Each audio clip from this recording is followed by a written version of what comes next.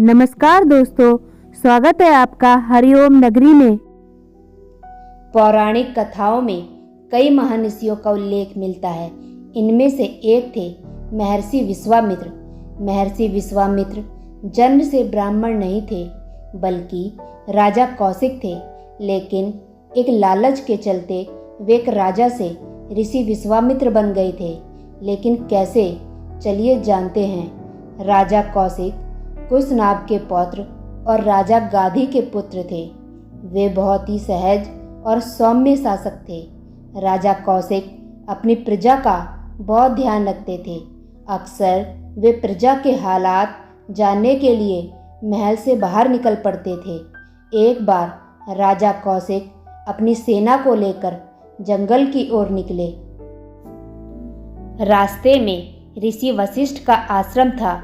राजा कौशिक ऋषि वशिष्ठ से मिलने के लिए अपनी सेना के साथ वहीं ठहर गए।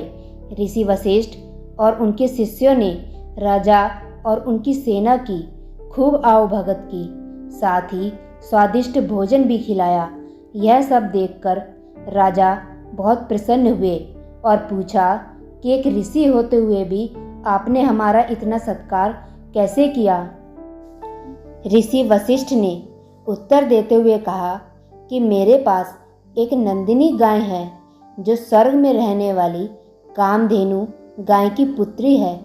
मुझे यह गाय स्वयं इंद्रदेव ने भेंट की। यह चमत्कारी गाय एक साथ लाखों लोगों के भोजन का प्रबंध करके दे सकती है। नंदिनी गाय के चमत्कारों को सुनकर राजा के मन में लोभ उत्पन्न हो गया। उन्होंने महर्षि वशिष्ठ से नंदिनी गाय उन्हें देने की बात कही। इसके बदले में वे उन्हें मुंह मांगी कीमत देने के लिए भी तैयार हो गए। महर्षि वशिष्ठ ने नम्रता से राजा के इस प्रस्ताव को ठुकरा दिया। उन्होंने कहा कि वह नंदिनी गाय किसी को भी नहीं दे सकते। तब राजा कौशिक ने अपने सैनिकों को आदेश दिया कि उन्हें हर हाल में नंदिनी गाय चाहिए। तब राजा कौशिक के सैनिकों ने महर्षि वशिष्ठ पर आक्रमण कर दिया। इसके बाद नंदिनी गाय ने सभी सैनिकों को परास्त कर दिया और राजा कौशिक को बंदी बनाकर महर्षि वशिष्ठ के सामने पेश कर दिया।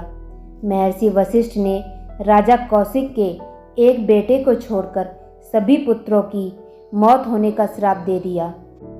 राजा कौशिक जब अपने महल पहुंचे तो देखा कि उनके एक पुत्र को छोड़कर सभी पुत्रों की मौत हो चुकी थी। इससे आहत होकर वे सारा राजपाट अपने बचे हुए पुत्र को सौंपकर जंगल में चले गए। उन्होंने कई सालों तक शिव जी की तपस्या की। शिव जी राजा की तपस्या से प्रसन्न हुए और उन्हें वरदान मांगने के लिए कहा। राजा ने शिव से कई दिव्यास्त्र मांगे। शिव जी ने उन्हें दिव्यास्त्र दे दिए। इसके बाद राजा कौशिक दिव्यास्त्रों के साथ महर्षि वशिष्ठ के पास पहुंचे और उन पर आक्रमण कर दिया। महर्षि वशिष्ठ के पास भी कई दिव्य शक्तियाँ थीं। उन्होंने राजा कौशिक के सभी दिव्यास्त्रों को नष्ट कर दिया। फिर महर्षि वशिष्ठ ने ब्रह्मास्त्र छोड़ दिया। इससे पूरी धरती पर संकट का खतरा पैदा हो गया। सभी देव महर्षि वशिष्ठ के पास पहुँचे और मानव जगत के हित में ब्रह्मास्त्र वापस लेने का आग्रह किया। वशिष्ठ का क्रोध शांत हुआ और उन्होंने अपना ब्रह्मास्त्र वापस ले लिया। दूसरी ओर राजा कौशिक को एहसास हुआ कि इतने सारे दिव्यास्त्र होने के बावजूद वे एक ऋषि से हार गए। उन्हें पता चल गया था कि कितना भी शक्तिशाली और पराक्रमी राजा क्यों ना हो, सिद्धि से प्राप्त शक्ति के सामने वह कुछ भी नहीं है। कौशिक फिर से जंगल की ओर चले गए और एकांत में तपस्या शुरू कर दी। उनकी तपस्या से इंद्रदेव प्रकट हुए और उन्होंने कौशिक को ब्रह्मत्व प्रदान किया। इस तरह राजा कौशिक ब्रह्म ऋषि विश्वामित्र बन गए। मगर विश्वामित्र के मन में अब भी महर्षि बनने की चाहत थी। उन्होंने फिर से कठिन तप शुरू कर दिया। फिर काम और क्रोध पर विजय पाकर उन्होंने महर्षि पद प्राप्त कर लिया।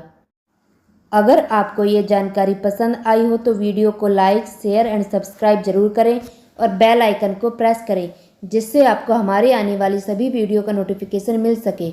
धन्यवाद।